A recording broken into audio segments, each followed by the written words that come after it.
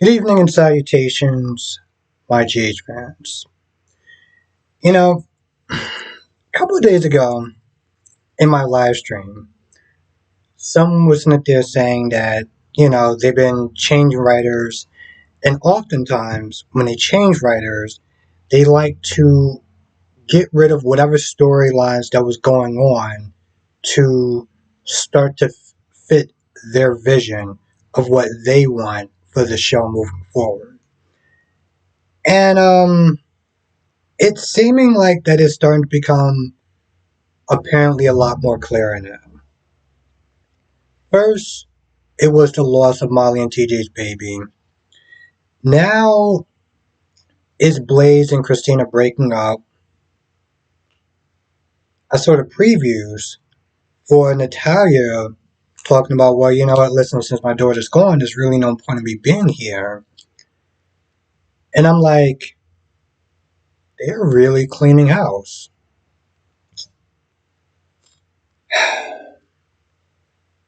I don't understand, and I'm going to get into the Christina stuff in a minute. I don't understand. What is the point of Anna constantly questioning Brennan like he's going to give her any sort of answers? Because there's either two scenarios. He's either so arrogant that he's going to slip up, and I guess maybe that kind of confirms her suspicions, like Valentine, for instance. She's like, Valentine probably stopped running, right? He's probably somewhere just kind of just hanging out somewhere cozy, being taken care of by the WSB. He doesn't confirm it, but he doesn't deny it either. She goes through her list of questions. She's all like, why? Why are you here? Why didn't you go somewhere else? What's your intentions? This, that, and the third. And I'm just like, Anna, doesn't this get a little exhausting? I mean, yeah, he didn't confirm that, but he didn't deny it either. But you still don't know, right? And this isn't the first time that she's questioned him and then got frustrated, like, oh, why don't you not give me the answers I want? Like, why would he? Honestly, to tell you the truth, I've been a little kind of pissed off. Like, I had a beautiful woman here, and your cock blocking ass just came in here and started asking me a bunch of questions that I don't really have to answer you. Um, he does eventually go down there to hang out with Carly and, drink and just kind of get to know each other and stuff. But I can see them, I guess, being a thing, because, I mean, hell, it's not like, who else is Carly gonna, she's not gonna go back out with Sonny. That's just a non-existent thing anymore. Or just, we'll sit there and say reasons. Um, you know, I'm surprised when Ava, Scotty, and John came downstairs. Carly just walked up to him like, what the hell are you doing here?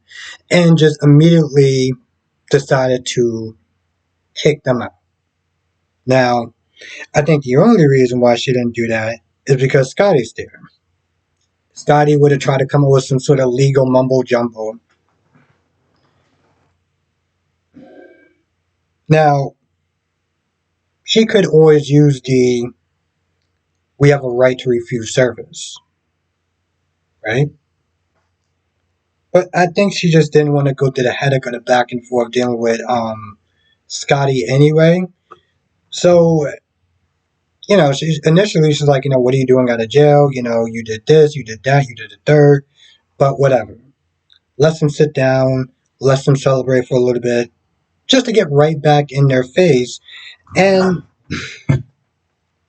one of the big things that she said to John after she told Ava that John is just using her, which is fine because Ava's just using John anyway. She's like, you don't care about your son. Carly,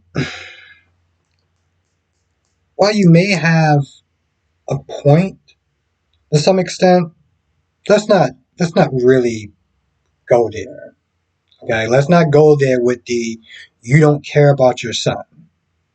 You've been with a known mobster for years, and you had your children around danger most, if not all, their lives. So you might want to really be careful about saying that to him. Even if on some level it's kind of true, you kind of live in a glass house. Now, she did sit there and say, how long have you been in Port Charles? You're here in Port Charles away from your son because you're that obsessed with trying to get Sonny. And she says that and she leaves. Ava and John talk. They talk about the pharmacist. And long story short, John's like, I want to sit there and use that pharmacist as bait to get Sonny. He was like, so you're just gonna let the pharmacist just get killed? No. I still need him to testify. I mean, still got some use for him. But, you know, Sonny's gonna sit there and whatever. Now he better hope. You know, in some ways, it would almost prove to his benefit. Well, I guess never mind. Because in all reality, he knows about the crime and he's not saying anything, and I'm pretty sure his superiors will not be happy about that. Now, again, going into the Christina and Blaze thing, Christina's like, you should go. And she gives her a list of reasons why. You stay there, you're going to resent Christina, which is entirely true. And she's also like, I don't have anything to give you right now. I'm in grief. I have nothing to give you. Um, Blaze fights her for a little bit, and she's like, all right, I'll go. And then when we get back, she's like, whoa, that's not making any future plans. Whole time, right then and there, she pretty much broke up with Blaze. She goes on a tour. She fires Mom Dukes.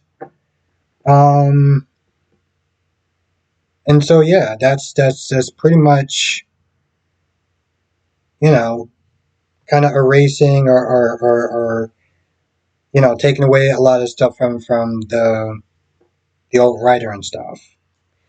Now, there's a point where Molly comes in and Christina shows Molly the pictures to prove that Ava did it, pushed her out the window and everything like that. Now, while she's in her rage and she's all like, oh, she's going to pay and, she was in there calling our moms are drunk and this, that, and the third, there are pictures where you can clearly see Christina getting into it with Ava, pointing the finger, the look and everything like that, the anger. Like she saw a different version in those pictures than what Christina and everyone else is that they're looking at it as. We said this before, and Dion said this, and I agree. There's a part of Molly that wanted to lay into Christina. It's not just saying, yeah, I should never went there in the first place. You were just chilled and did what everyone else was telling you to do. Instead of you walking around acting like you're not pregnant, walking up to a former mob queen, maybe we'll be having an entirely different conversation. And looking at those pictures, yeah. A lot of that kind of solidifies this is your fault.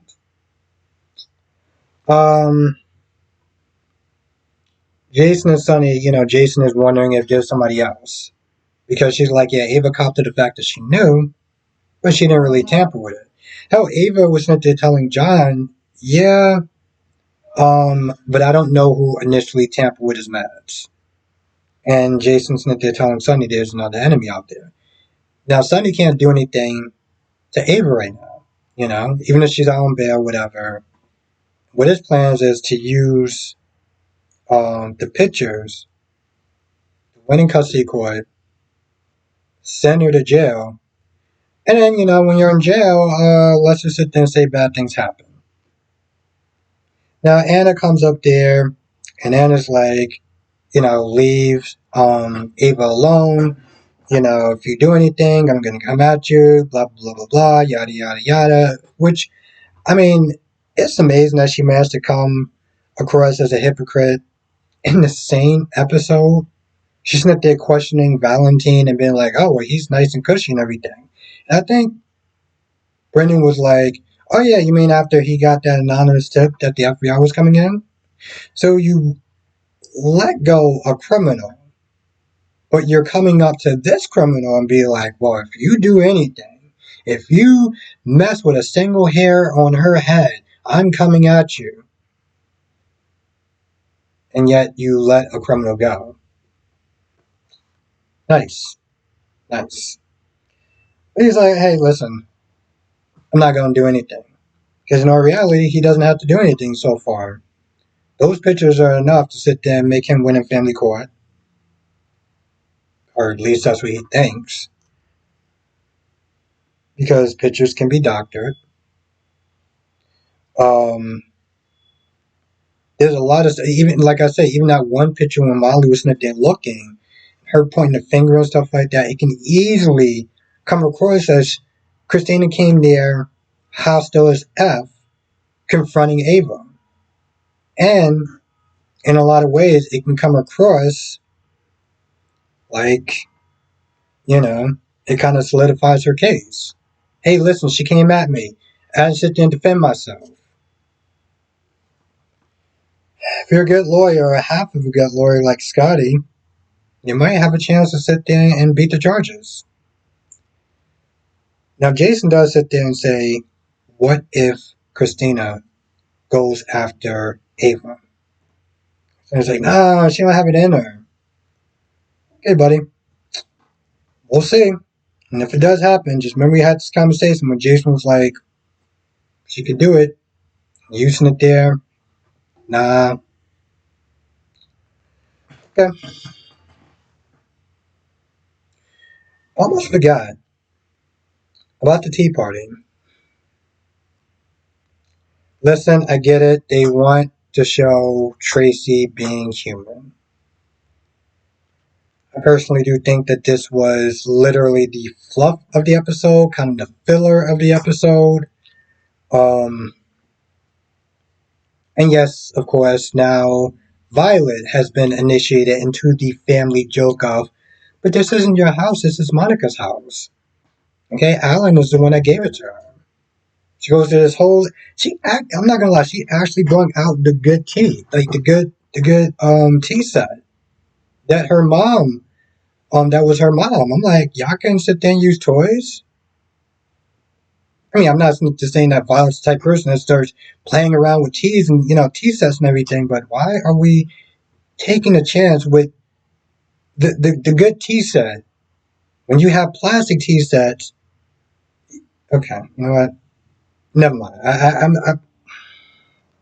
know it's a detail to sit there and get hung up on, but I don't understand why you decided to use priceless tea sets and you could have just used toys, but whatever. Anyway, she just goes through her whole, she goes through the list of the family tree of Lila and Alan and, I don't know what they're going to sit there and do with Violet's character at this point. I mean, Finn is already gone. Hayden, well, I mean, let's be honest, unless they bring in a different actress to play Hayden is going to be nowhere around.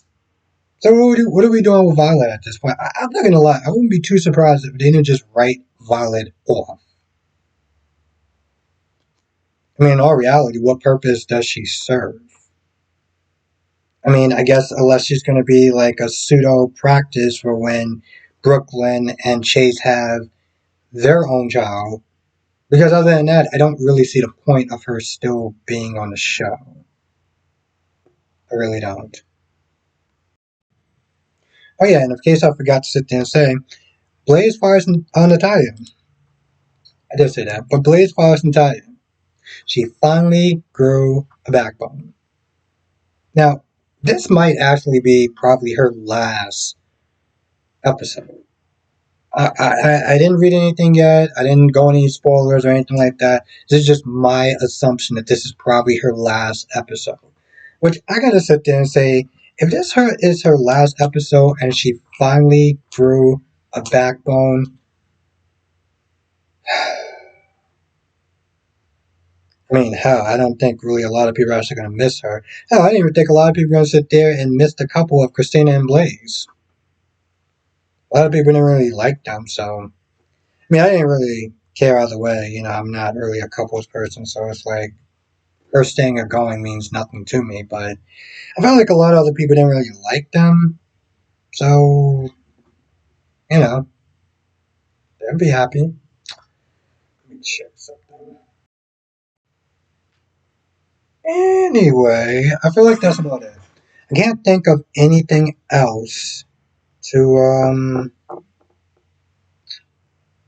can't think of anything else I want to have in this episode. I don't know if I missed anything here or there. Either write it in the comment section or come to the live stream tonight, 8 p.m. Eastern, 5 p.m. Pacific. We'll talk about all the shows. General Hospital, Days of Our Lives, Born Beautiful, Young and Restless. With that being said, I'm going to go. I'll see you in the next video.